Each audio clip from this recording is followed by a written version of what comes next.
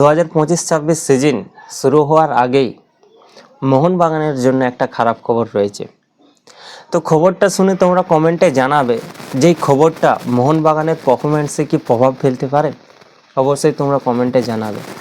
তো তার আগে আমার চ্যানেলে যদি কেউ নতুন এসে থাকো, চ্যানেলটি সাবস্ক্রাইব করে নাও, কারণ তোমরা এই চ্যানেলে Indian football related video update পেতে থাকবে। আমি ইন্ডিয়ান ফুটবল নিয়ে ডিসকাস করে থাকি, তো অবশ্যই তোমরা সাবস্ক্রাইব করে নেবে। তোমরা সাবস্ক্রাইব করলে আমি কিছুটা হেল্পফুল হই তোমাদের সামনে এরকম কন্টেন্ট নিয়ে আসতে। এই খারাপ খবরটা কিন্তু তারা মোহনবাগান নিজে থেকেই তারা নিয়ে এসেছে এই খারাপ খবর। কারণ গত বছর যদি মোহনবাগান তারা ইরান খেলতে চলে যেত, তাহলে হয়তো এই খারাপ খবরটা মোহনবাগানের হয়ে থাকতো না। এটা সবাই জানে, প্রত্যেক মোহনবাগান ফ্যান্সরা জানে। তারপরেও একটা মোহনবাগান ফ্যান্সদের মধ্যে একটা দুঃখ থাকবে। কেন দুঃখ থাকবে? কারণ তুমি যদি চ্যাম্পিয়ন হও, সেই চ্যাম্পিয়ন হওয়ার পরে তুমি যদি সেই সম্মানটা না পাও, সেই ট্রফিটা যদি না পাও, তাহলে অবশ্যই একটা খারাপ লাগবে। আর এই বছর কম বেশি সবাই জানে যে মোহনবাগানেরই সব থেকে বেশি চ্যাম্পিয়ন হওয়ার সুযোগ রয়েছে, এটা সবাই জানে কম বেশি। এএফসির যে একটা ছাড়পত্র, সেই ছাড়পত্রটা চলে এসেছে এএফসি সল্টের জন্য, এএফসি চ্যাম্পিয়ন্স লিগ 2 খেলার জন্য। কারণ এআইএফএফ তারা আগে থেকেই জানিয়েছিল যে কোনো কারণবশত বা কিছু সমস্যার জন্য আমাদের লিগ শুরু করতে দেরি হয়েছে। তো তার জন্য আমাদের যে প্রপার ম্যাচ, সেই প্রপার ম্যাচ আমরা করতে পারছি না, আমরা লিগটা শর্টভাবে চালাবো। তো তাই তারা এএফসিকে আবেদন করেছিল এবং যে তাতে তারা যেন এএফসি সল্টটা পায়। কিন্তু যেহেতু এআইএফএফ আগে থেকে তারা জানিয়েছে এবং যেহেতু একটা সিজনের জন্য, তাই তারা এএফসি চ্যাম্পিয়ন্স লিগ 2তে খেলার জন্য ছাড়পত্র দিয়ে দেয়। বেসিক্যালি এএফসির কী নিয়ম থাকে যে এএফসি চ্যাম্পিয়ন্স লিগ 2তে খেলার জন্য মিনিমাম 24টা ম্যাচ খেলতে হবে। কিন্তু যেহেতু এই সিজনে 2025-26 সিজনে প্রায় মাত্র 13টা ম্যাচ খেলবে, সেহেতু এএফসি চ্যাম্পিয়ন্স লিগ 2-এর সল্ট পাওয়া বিরাট কঠিন ব্যাপার হয়ে যেত। কিন্তু এএফসি এই ছাড়পত্রটা দিয়ে দেয় যে যেহেতু এক বছরের জন্য, এটা কিছু সমস্যার জন্য যেহেতু লিগ শুরু করতে পারেনি, এখনও পর্যন্ত লিগ শুরু করতে দেরি হয়েছে, তো সেক্ষেত্রে কিন্তু এএফসি এই ছাড়পত্রটা দিয়ে দেয় এআইএফএফকে, এবং প্রত্যেক ক্লাবগুলোর কাছে এটা একটা ভালো খবর।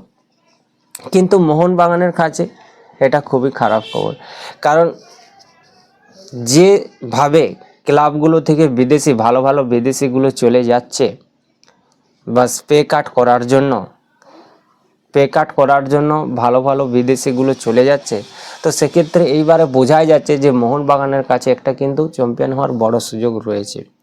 আর যখন চ্যাম্পিয়ন হওয়ার পরেও যখন তুমি পাবে না, চ্যাম্পিয়ন হওয়ার ফলটা পাবে না, তো তখন খারাপই লাগবে।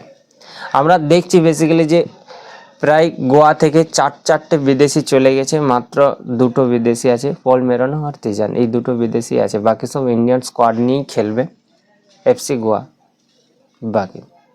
কিন্তু সব থেকে যদি বড় সুযোগ রয়েছে এইবারে, কিন্তু ইস্ট বেঙ্গলের বড় সুযোগ রয়েছে।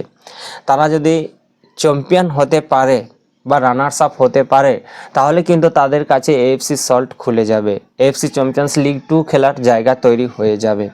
ধরো যদি মোহনবাগান চ্যাম্পিয়ন হয়, তারা যদি রানার্সও হয়, আমি জানি না কি হবে, ঠিক আছে, কি করবে এএফসি, যারা রানার্স হবে তাদেরকে এএফসি চ্যাম্পিয়ন্স লিগ 2তে খেলার সুযোগ দেবে কি দেবে না। যদি মোহনবাগান চ্যাম্পিয়ন হয় বা যদি ইস্ট বেঙ্গল চ্যাম্পিয়ন হয়ে যায়, তাহলে তো কোনো বলারই থাকছে না, তারা এএফসি চ্যাম্পিয়ন্স লিগ 2তে তারা খেলার যোগ্যতা অর্জন করে নেবে। কিন্তু যদি রানার্স হয়, সেই ক্ষেত্রে যেহেতু মোহনবাগান 2 বছরের জন্য ব্যান রয়েছে, সেক্ষেত্রে তারা কিন্তু সুযোগ করে নিতে পারে ইস্ট বেঙ্গল। আর ইস্ট বেঙ্গলের কাছে এটা কিন্তু একটা বড় সুযোগ রয়েছে, কারণ তারা আগে থেকে ট্রেনিংও করছে, তাদের বিদেশি তারা আছে, তাদের সব বিদেশিগুলোই আছে, এবং তারা একজন নতুন ভালো বিদেশি স্ট্রাইকারেরও খোঁজ করছে। তো যথেষ্ট কিন্তু ইস্ট বেঙ্গলও তারা শক্তিশালী রয়েছে। আর ইস্ট বেঙ্গলের কাছে কিন্তু একটা ভালো সুযোগ রয়েছে এই সিজনে, অন্তত এই সিজনে ভালো সুযোগ রয়েছে যে তারা এএফসি চ্যাম্পিয়ন্স লিগ 2 খেলার এই সিজনে ভালো সুযোগ রয়েছে।